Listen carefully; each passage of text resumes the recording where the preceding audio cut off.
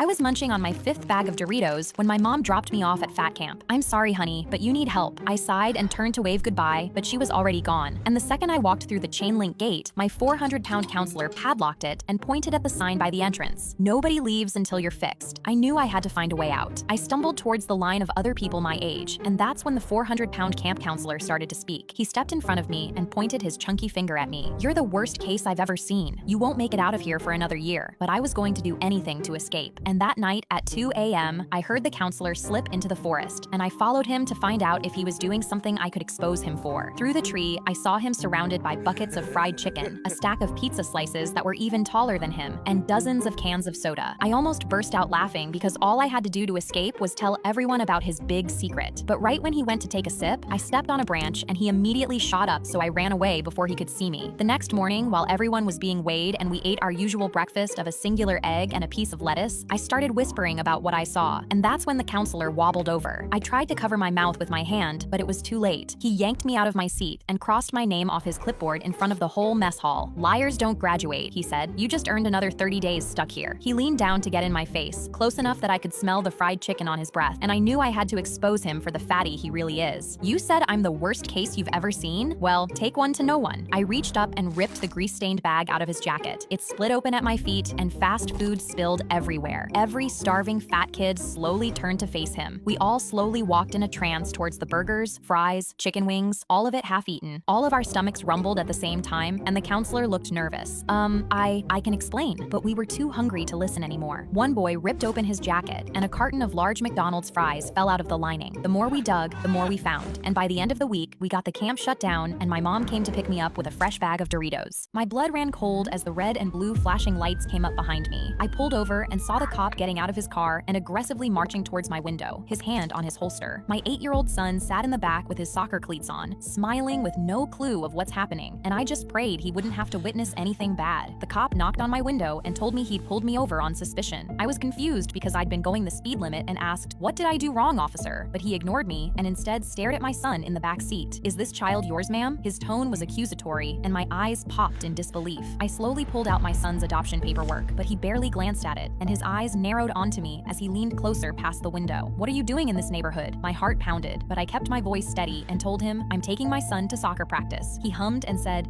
"Sure," then demanded my license and registration. I nodded and slowly reached toward my glove compartment, but the second I opened it, he pulled his gun and aimed directly at my head. "Freeze! Hands above your head." I completely froze in place as the barrel was inches from my temple. I stammered I was just getting what he asked for, and that's when I heard sobbing. My son was crying in the back. A gun was pointed at his mother, and all he could do was sit and watch. My whole body shook because I knew one wrong move, and my son would watch me die over nothing. The cop's eyes flicked to the back seat, and his face changed when he saw my son crying. He gripped the gun tighter and looked at the open glove compartment, seeing nothing but registration papers. His jaw clenched, and he slowly lowered the gun. "Be more careful with sudden movements. I'm letting you off with a warning this time." He walked back to his cruiser while my legs trembled. I pulled away with my hands still shaking on the wheel, while my son hyperventilated in the back. But a minute down the road, he told me to pull over. I did, and he gave me his phone. "Mom, I recorded all of that." I pressed play and saw the cop's face clear as day as he drew his gun on me. My son said, "I've heard it's good to